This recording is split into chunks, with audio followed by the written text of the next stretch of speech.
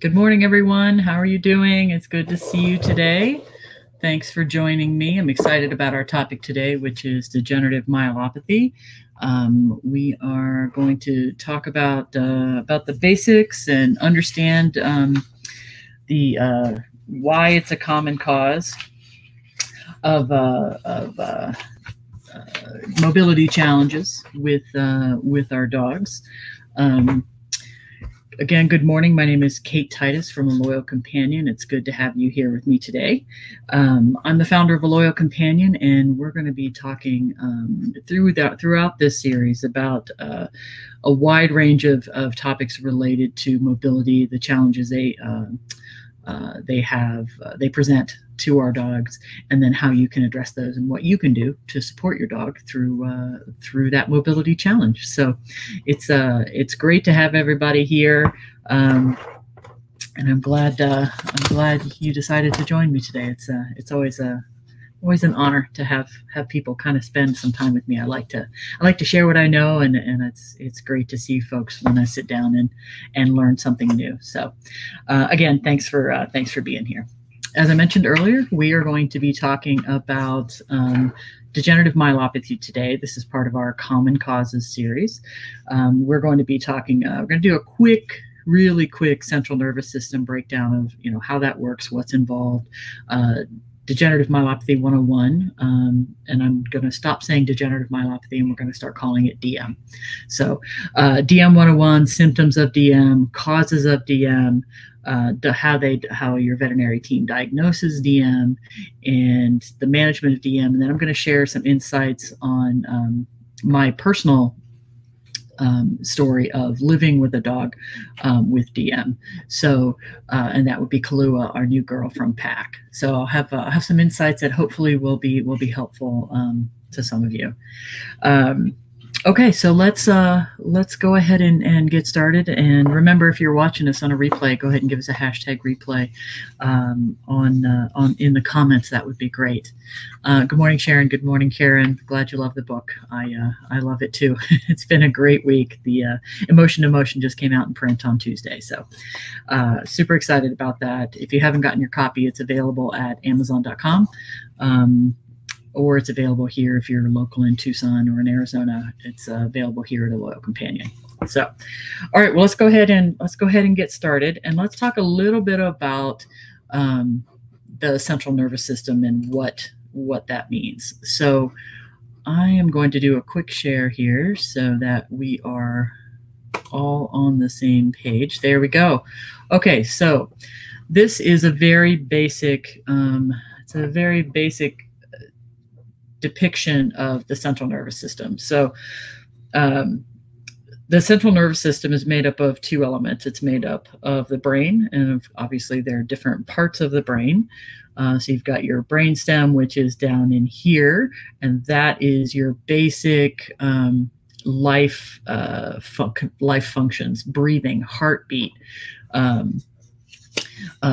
blinking your eyes to keep your eyes from debris getting in, things like that. And then you've got your cerebrum, which is up here, your cerebral hemisphere, and that's conscious decision making. Do I go left or do I go right? Do I follow the rabbit or do I dig a hole? So this is the thought process area. And then here, this little guy right in here is the cerebellum, and he controls movement and motor control. Now, the other element of the central nervous system is the spine, is the spinal column. So that's this guy all the way down. So you'll see there's all of these red nerves coming off of the spinal cord, which we learned last week goes through and is protected by the vertebrae. And then there are nerves that come off of the spine that inform the rest of the body on what the brain would like it to do. So the brain says, I need you to, left foot, I need you to lift up off the ground and move forward 6 inches and put it back down again. Fantastic. That's what works. And that kind of instruction is going to be coming from the cerebellum. Now, there is also a return route, and these guys on the outside, these are all your peripheral nerves. So they're sending back sensory data like, okay, I will move my foot forward and put it down, but the pavement is hot. So that news goes back to the brain. The brain says, oh, we don't want to step on hot pavement, so lift up your foot again. So it's that kind of back and forth is what keeps your dog safe and aware and moving in a normal process. Okay, so now that we have a basic understanding of what the central nervous system looks like, let's talk a little bit about DM and how that affects the central nervous system. So DM is a disease of the spinal cord. So it's going to affect older dogs. Somewhere in the range between 8 and 14 is when we're usually going to see it. And I think if you've talked to me at all about DM, I always make the reference to it's very similar to ALS or Lou Gehrig's disease in humans. So it's a very similar process. In fact, a lot of the research that's been going on over the past 10 years has really been not only beneficial to our dog family members, but also to our human family members as well. It's fantastic to see the veterinary world and the human medicine world work together to find some solutions for this disease. We do know that the disease itself is hereditary. The folks at the University of Missouri in Columbia, in conjunction with MIT Harvard, have identified a gene that mutates. And if the mutation of this gene is present in the body, that either means that a dog is a carrier, or a person is a carrier, or is affected or at risk, or has no risk at all because there is no gene mutation. So let's take a look at what happens in degenerative myelopathy. So degenerative, meaning that it happens over time, and myelopathy, meaning that there is a problem, a pathology with part of the spine. So let's take a look at that. Okay, so this is a cross-section of the spinal cord. So what's happening here is this genetic mutation is causing the sheath that protects the fibers surrounding the spinal cord. So this is a cross-section, the blue one over here on the right, that's a cross-section of a normal dog spine. So obviously both of these dogs are deceased. This is part of a necropsy or an autopsy. It would be for a human. And they're able to look at a dog who they know was affected. And that's the dog on the left, this guy right here. You can see that this dog was a confirmed at risk, had degenerative myelopathy.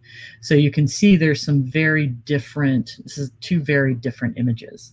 So the dog on the left died from DM. The dog on the right died of a natural cause not related to DM. So the degeneration is the loss of this blue color around the spinal cord. So the thing in the middle that looks like what is that? A butterfly? Kind of looks like a butterfly. So that is a mass of that is really the nerves running through the core of the cord. Okay, so the outside edges have turned pink and they've been completely stripped. The sheaths that are protecting the fibers that surround the cord, that's this stuff, and on the peripheral nerves, like we talked about. It's broken down. So it slowly erodes the communication between the central nervous system, so the brain and the spinal cord, like we talked about before, and the rest of the body. So it's stripped away the insulation of these fibers. And in some cases, it's even stripped the fibers themselves. So those fibers are passing important information between the brain and the peripheral nerves. So if they're not there, they're not able to transmit instructions on movement from the brain, or things like a lot of dogs that have DM are urinary or fecal incontinent. So those kind of signals, to keep the sphincter closed, or, hey, by the way, you have to go to the bathroom. Those kind of signals are lost They aren't there. The sensory information coming back. So one of the tests they do to see if a dog has a neurologic condition is they put the paw on the ground, it would normally be on the ground. They fold it under and make it knuckle, so the knuckles are on the ground. A dog should either not let you do that or should fix it immediately. A lot of what you'll see with the DM dogs is they'll just stay knuckled. So that information is not getting through because these fibers have been eaten away, and they're just not able to transmit any of that information. Okay, so let's come back over here. I got way too many cursors moving on my screen. Okay, so we kind of have an idea of how DM works, what it's doing to the spine, what it's doing to the nerves, to the peripheral nerves that are coming off, because those can be affected as well. So what are you going to see? What does that look like to you, to the pet parent? What are you going to see? So in that initial stage, you're going to see some what's called mild ataxia. So ataxia is kind of the drunken sailor walk, a little swishy. Maybe the back end doesn't go where the front end is going. It looks like they're a little disorganized. It's a loss of coordination. You're going to see abnormal wear of toenails. So when a dog walks through, he should stride, put the paw down, stride. And when you come through, it should straighten up. Paw should hit on the bottom. But what we end up seeing is nail number 4 and number 3. So if I'm a dog, this is my dew claw. This is my claw that's on the inside of whatever, so right or left. This is 3, 4, 5. Okay, so we usually see 3 and 4 have some really weird wear marks. They're either worn down close to the quick or they're worn at an angle because the foot isn't coming through properly. It's kind of scraping through like that. So you're going to take a good look at your dog's toenails. That's always, it's one of the things that the first things I look at when I have a dog come in to see me is I want to look at their toenails and see if they're evenly worn, because that tells me a lot about how that foot and how that paw is swinging through, and whether it's lifting enough or whether it's just scraping its way through. You'll see knuckling or dragging. So maybe your dog is starting to develop some sores on the top of his or her paw. That means that they're knuckling. So when they aren't standing flat and their toes kind of curl under and they're standing on top of their toes, that's called knuckling because they're standing on their knuckles. You're also going to see some lameness either in one paw or 2, or a limb. It usually starts on one side and then moves to the other. And they're going to be less likely to jump. There's a loss of confidence with DM because it's like, well, why aren't you working the way you should be working? I expect you, when I go to jump, to be underneath me, and I do what I'm supposed to do. I think I do. And then, we don't get quite the lift. She doesn't quite get the lift to jump into the car or to jump onto the couch or onto the bed. So you start to see a little bit of change. Maybe they miss occasionally. So that's really what you're looking at. And maybe running or trotting is a little disorganized. Sometimes they'll get going so fast that the front end is going at a normal rate and the back end just isn't keeping up. It's not in the same pace. It's not in the same rhythm. It's not working the way the dog expects it to work. I like to call it disorganized because the front doesn't match the back as far as the stride length and the stride cadence goes. It's just it's not working on the same path. So as the disease progresses, kind of to an intermediate stage, you're looking at a more awkward and uncoordinated gait. So sometimes you get kind of one of these motions, or they'll stand and look at you and they stand at a curve to try to hold themselves up. It's like they put their body in a C to be able to maintain that standing position. You see some long or uneven strides in back with the back legs. Muscle mass loss in specifically the back end. Normally DM starts in the thoracic spine, so that's the middle of your back. So think basically the top of the shoulder blades all the way down to just past the rib cage. So it's going to start in that thoracic region and move its way back. Because that, remember, the central nervous system goes to that point. Wherever that degeneration starts, the nerves behind it are affected. So you're going to be able to see more of your dog's bone structure than what you may have seen before. We see a lot of degenerative myelopathy dogs here, and we see a lot of muscle wasting in the specifically the thighs. So your quads, hamstrings, your glutes or butt muscles, there's just not a lot there. There's just, the skin doesn't have that full kind of rounded, there's no muscle there to form out the leg. So you start to see where the femur comes down and attaches from the hip. So you start to see more of that. And that's because there's been some muscle wasting or atrophy. The difficulty in walking increases. Usually these dogs don't like to stand. And they don't like to go and hold sits either, depending on where the DM has started. Kahlua specifically, her DM has started pretty high up in her spine, to the point where she cannot sit because she can't control the lower half of her body. So she's either in an assisted stand or she's in a down. She can keep herself up. She can get herself up into a sphinx position or a two front paws down position, but she cannot maintain that as a sit because the coordination just is not there. The other thing that you're looking for in kind of that intermediate stage is scissoring, or the legs crossing in the back. So they may be standing and they end up looking like that. We saw a little bit of that last week if you joined us for our talk about IVDD, and we saw the video of Half Moon spinal walking. He was doing a lot of scissoring in that video. So kind of this thing, stepping over top and then kind of standing there so it looks like scissors, right? May also have a lot of swaying or buckling of the legs. So they may be standing still, but if they didn't get their legs directly underneath them and their weight starts to shift, they may shift all the way and then go down on that hip. So you're looking for, and you're going to be seeing really some awkward standing. If it's their inability to really hold that stand for a long period of time, is really indicative of DM.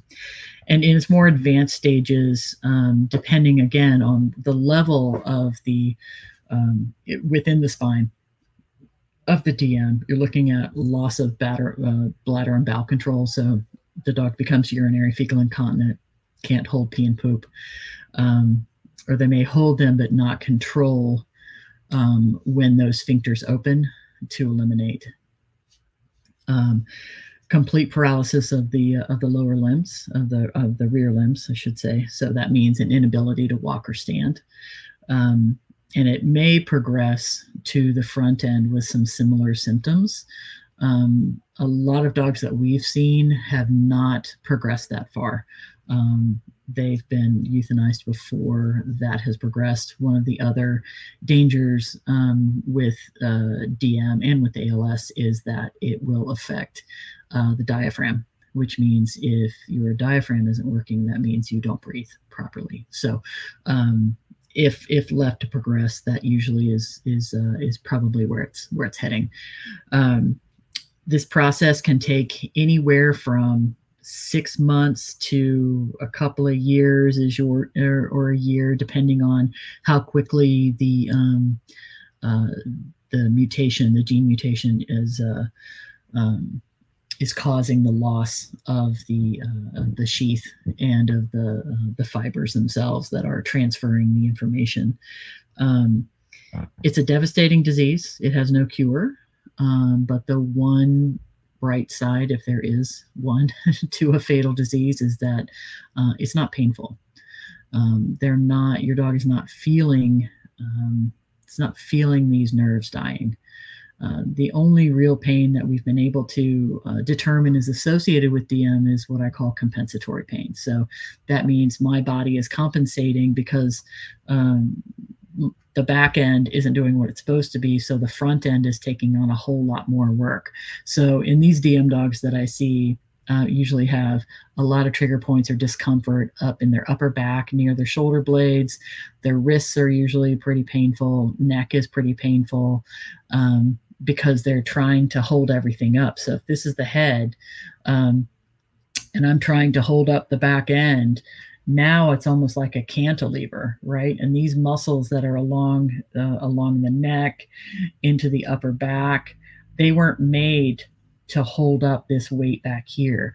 They were made to help the dog extend out when they're running or to turn when they're running. They weren't meant to hold up weight like that. So that is the biggest point, I think, of discomfort for these dogs physically, is really in their upper backs and in those compensatory muscle, in the compensatory muscles.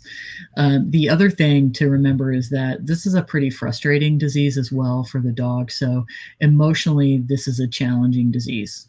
It's a devastating disease for humans. Their mind stays completely intact, as it does with dogs, can completely function, are cognizant of what's happening, but can't do anything about it. So I know that we've seen in Kahlua some frustration of not being able to get from one side of the room to another as quickly as she'd like to. And again, because of her level, the level of where her disability started, she tends to want to go in circles to get to where she's going, because it's easier to get a little bit more momentum going forward if she goes in a circle. So it's a little bit, it's frustrating. There's no doubt. There's no doubt about that.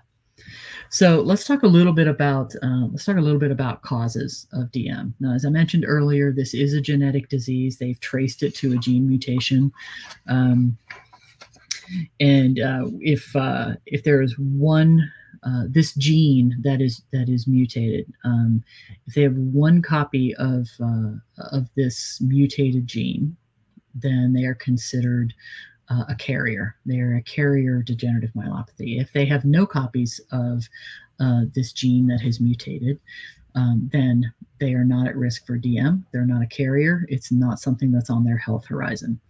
Now, if they have two copies of the mutated gene, then they are at risk or affected.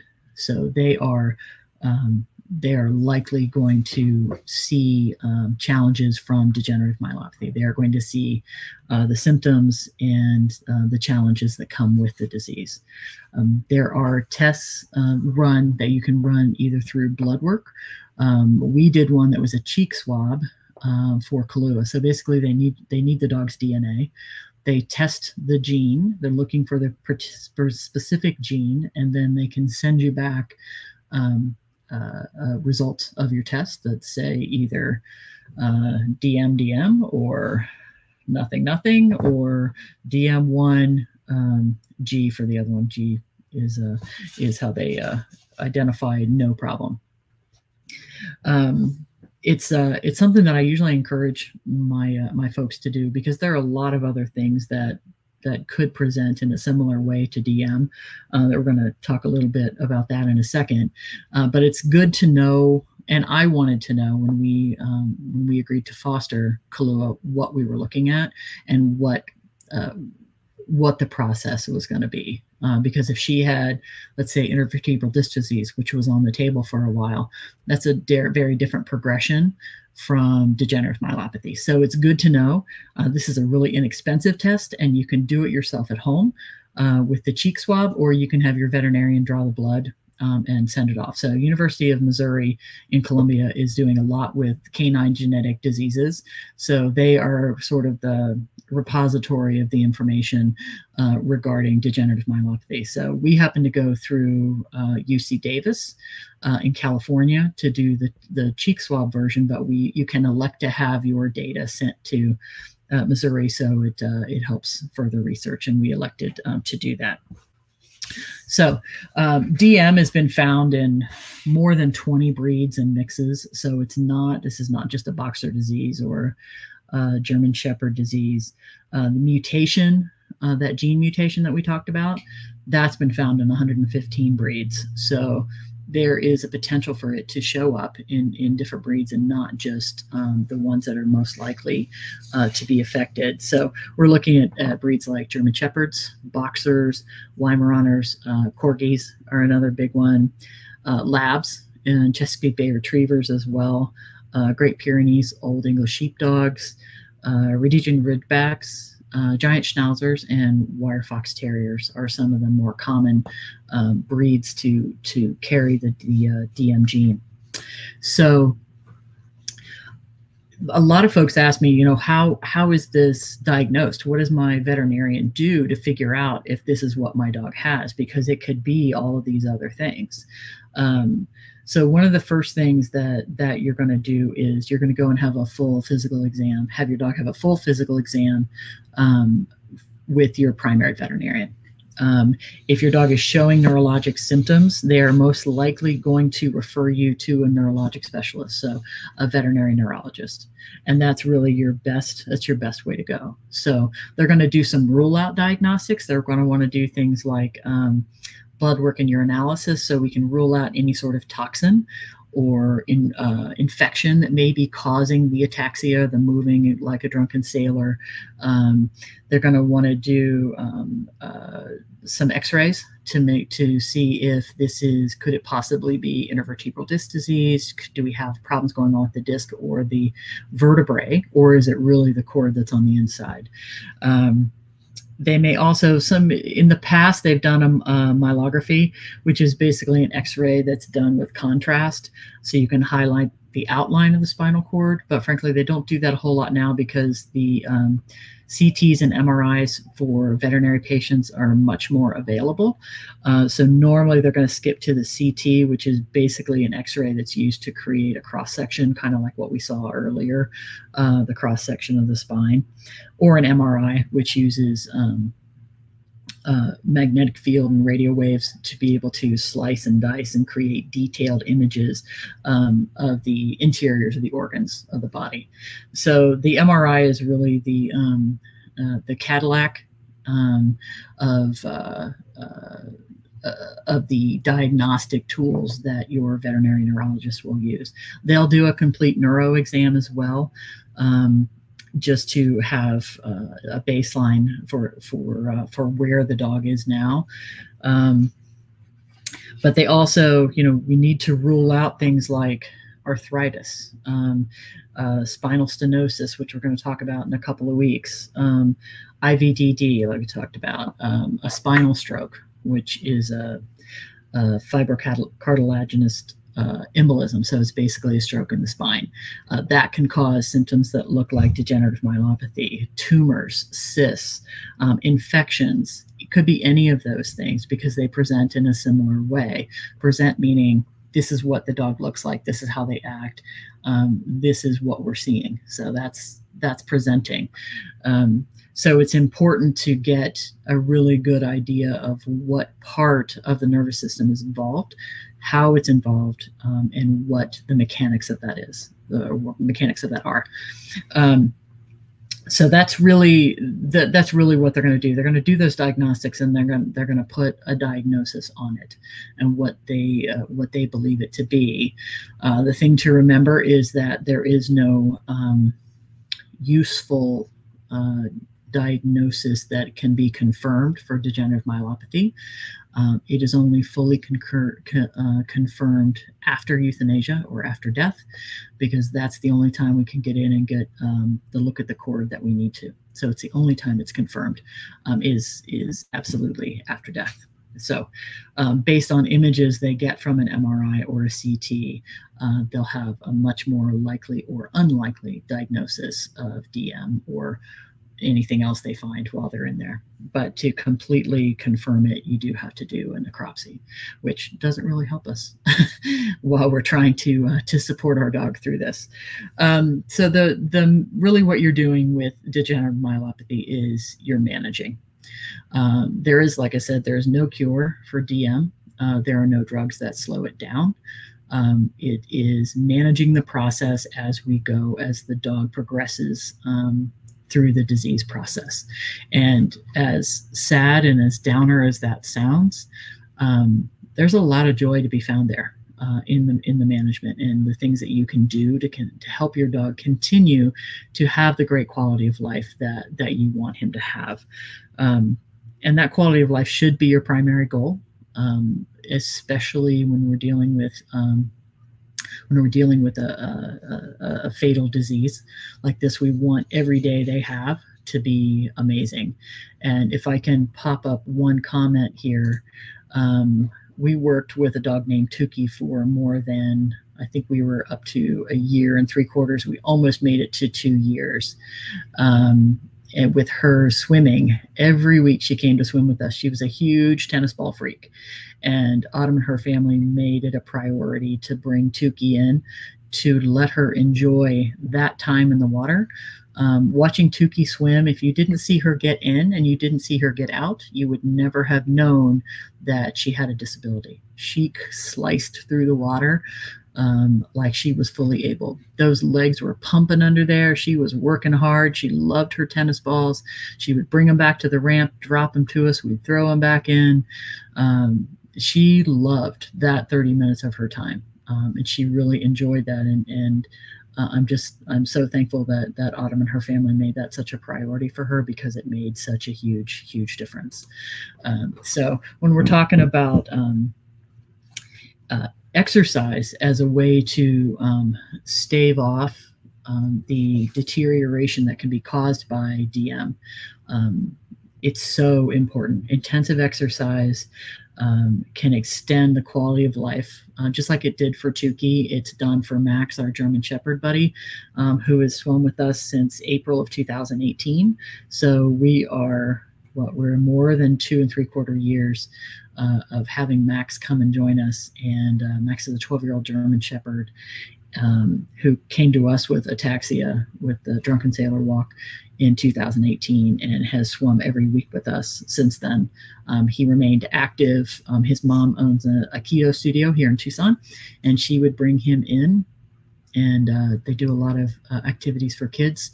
He was great around the kids. He was always walking around on the mat, making sure the kids were doing what they should have been. So a lot of exercise, always up and moving, not a lot of time to just sit and kind of sleep and nap and let muscle mass waste away. Max was always moving, and he walked every day. And Max has lived for DM with approximately 3 years. The average is usually somewhere around 6 months to 18 months. So both Tuki and Max have really, through some good exercise, have really held off the effects of DM for a very long time. And we're really happy to have been part of that. I mean, that's a special time when you're working with a dog that has a fatal disease and is robbing them of their ability to move. Giving them that opportunity to move and feel great and get to move without being hindered is pretty amazing. So if you do have a dog with DM, I encourage you to take every opportunity you can to move and keep them active. It will really keep their mind and body and spirit with you a whole lot longer. So I thought it would make sense for me to take the last little section of time here and kind of give you my perspective of living with a DM dog. So we've had Kahlua for about, since mid-August. So what's that? 8 weeks, something like that. September, October, yeah. So a little more than 8 weeks. She is a handful. She's a challenge, and I love every minute of it. It's incredibly rewarding, even at 3 o'clock in the morning when she has to go to the bathroom and can't get up and go on her own. It's not easy, but it's definitely rewarding to work with degenerative myelopathy dogs and to live with them. Urinary and fecal incontinence is common, as I mentioned. Kahlua is not quite at the incontinence level yet, but we don't have a whole lot of warning. When we're still learning what her signals are, what her different whines and cries and barks mean. And when we get them wrong, we get them very wrong, but we're trying to learn with that. We do use diapers with her at night. Again, incontinence is its own section of things that you need to manage and take care of with your DM dog. Make sure they stay clean and dry. The last thing you need is a dog with urine burn, which is urine staying against the skin so long that it actually starts to cause sores on the skin. You don't need to do that. It's likely they won't be able to feel it, but it also becomes an entry point for infection, and you don't want her body to have to be fighting off anything else. So, making sure that she stays clean and dry is one of our main priorities. She's also very wiggly. She's a boxer, and I'm going to show you some video of her in a little bit. She's about 12, and I can only imagine what kind of a hellraiser she was as a younger dog and fully able dog. She's very wiggly right now, so holding on to her to pee or poop can be a challenge sometimes, or getting her in her cart when her legs want to go one way and her front end wants to go the other. That's a challenge. We do keep a really close eye on her paws. Kahlua has progressed to the point where she's really no longer using her back limbs. She can no longer support her weight.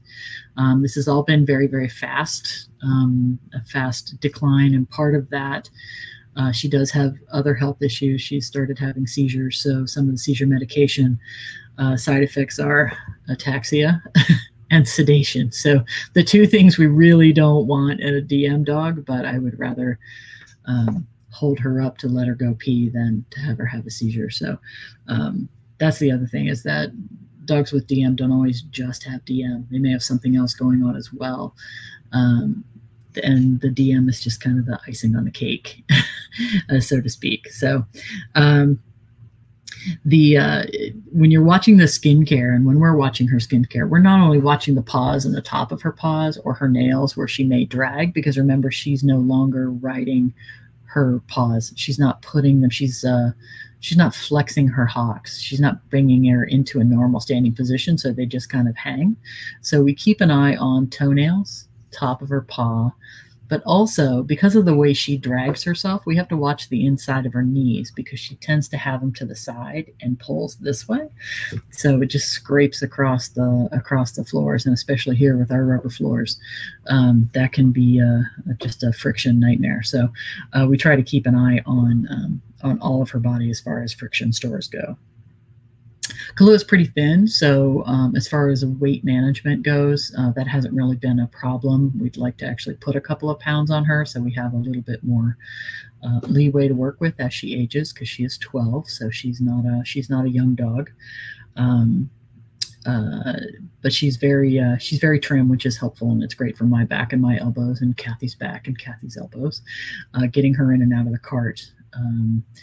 And sometimes I'll see some corgis that are heavy set, and they're really difficult to work with, and they have trouble getting around because they're trying to pull that weight around with those little short stubby front legs, and that's a really long body to drag around. So keeping your dog at a good weight, especially if they're not able to move in a normal gait, is really important.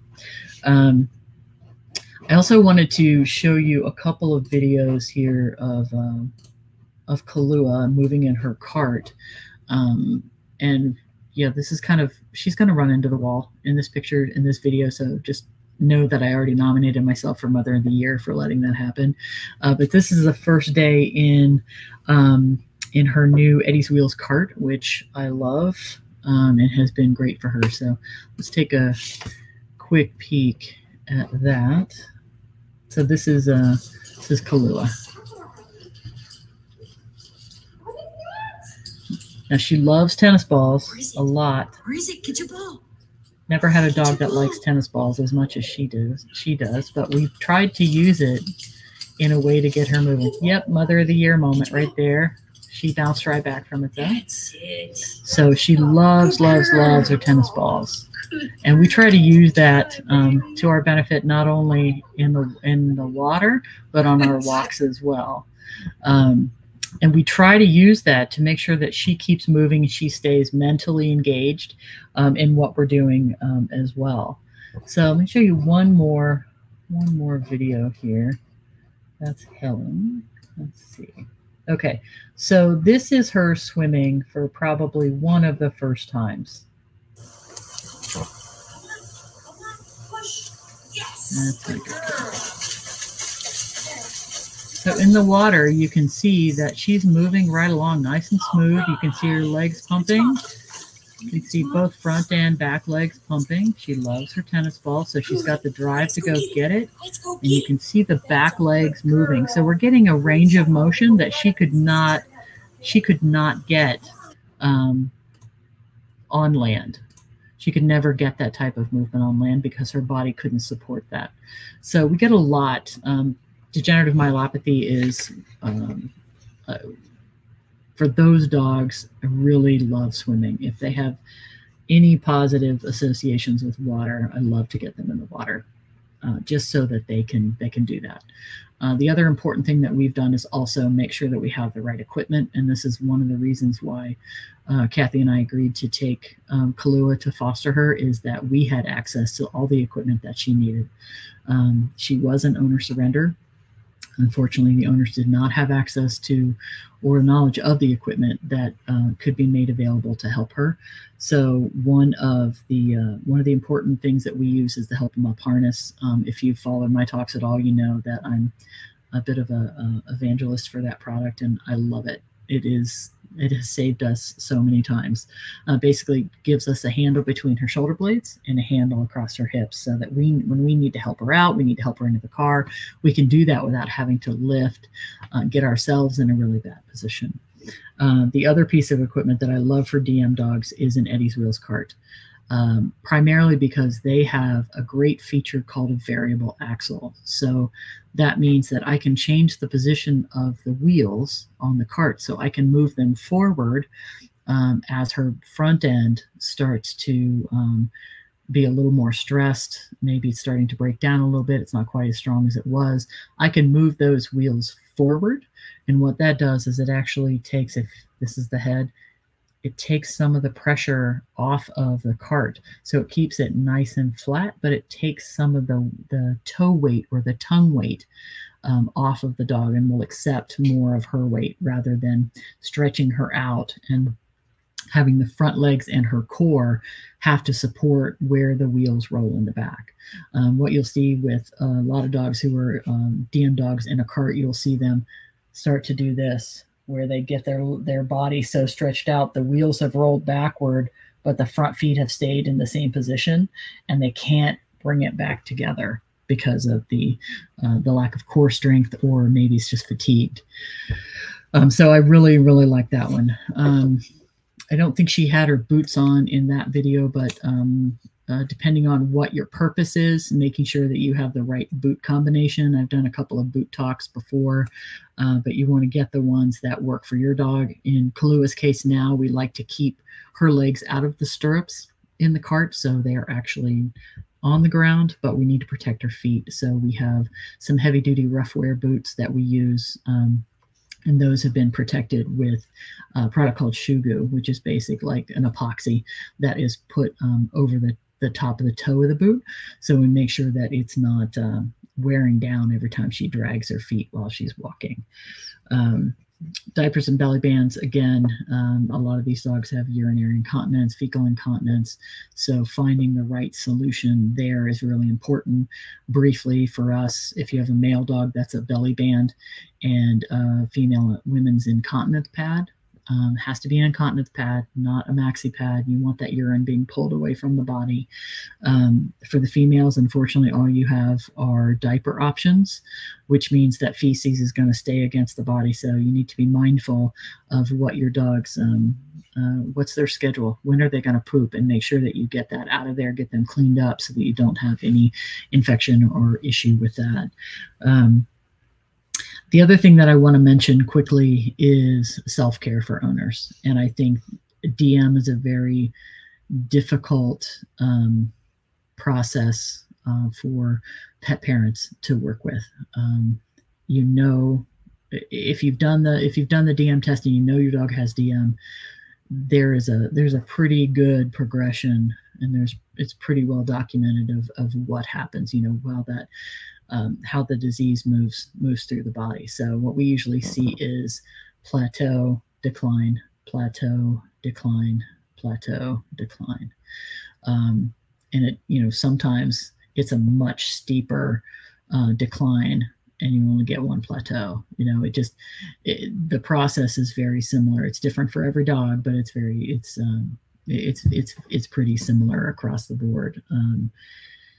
And a lot of the dogs that are affected with DM they're not small guys. We're not talking about Yorkies and Chihuahuas. We're talking about, good-sized Corgis, German Shepherds, Weimaraners, giant Schnauzers. We're talking about big dogs. So it can be physically and emotionally and mentally taxing to care for a dog with DM. Lifting him in and out of the car, up and down off the floor. If you want your dog to sleep with you at night in the bed, putting them in the bed or on the couch, you're doing literally the heavy lifting for them. So making sure that you're taking care of your own body is really, really important. I don't think I've been as frustrated with the dog as I have with Kahlua in the last 8 weeks. I think part of that is not having known her as a younger dog and really understanding what her whimpers, cries, barks mean. But she's really, really frustrated. And we're frustrated that we can't figure out how to help her sometimes. We're doing a pretty good job of it, but there are times when it's like, baby, what do you need? Just, I wish you could tell me what you need. But dealing with, there's the guilt that comes with that. There is anticipatory grief that comes with that.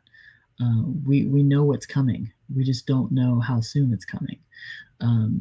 Dealing with, not understanding and not being able to help her understand what she needs to do. It's almost comical in our house, but she is a horrible driver. In her cart, she runs into door frames. She runs into Kahlua. She runs into Half Moon. She runs into us. She gets stuck on rocks. She gets struck in down tree limbs. If there's an obstacle, she's going to find it. And helping her know it's frustrating for her and it's frustrating for us to see that she's not a great driver. And that's a challenge, but I try to tell myself, and this came from a dog training site, actually, that she's not giving me a hard time. She's having a hard time. And trying to keep that in perspective is so important as a caregiver. And it's one of the most challenging because you've got your own emotions in that mix, and you want to do what's right for your dog. You want to care for them. You want to make their life as great as possible. And sometimes you just can't do that. And sometimes your body or your mind won't allow you to do as much as you may feel like you should do. So it's important that you take care of yourself. That means exercise, eating right, getting enough sleep. If you have an opportunity to share the care of the dog, that's a great idea. Kathy and I have an arrangement of who's going to get up in the middle of the night on what night to take care of her if she has to go to the bathroom or she needs somebody to lay with her until she falls back asleep, which is very endearing, but it's also very tiring. Kind of get that worked out, and who can help you, give you some respite from providing the care for your dog. So I hope this has been informative. It's not meant to be scary or a sad story. It's meant to say, this is what happens, and this is how we manage, and this is how we make our dog's quality of life as best as it can be. So I hope that's the way it's coming through. That's my intention. So thank you for being here. We are going to get back together again on November 14th, and we're going to be talking about spondylosis and stenosis. That's another spinal condition that we'll be talking about next in our next session on the 14th of November. I hope all is doing well. I want to give a big shout out to the Strut Your Mutt folks from Best Friends and all of the local groups that are supporting that virtual walk. I happen to be a part of the Rescue Me Tucson team, and we've done our walk, and we'll be posting our pictures soon. So big shout out to Rescue Me Tucson and all they're doing for dogs and cats in Pima County. So get out there. The weather's great. enjoy some time with your dog, and just just have some fun, relax, have a great weekend, and we shall talk to you soon. Take care, everybody.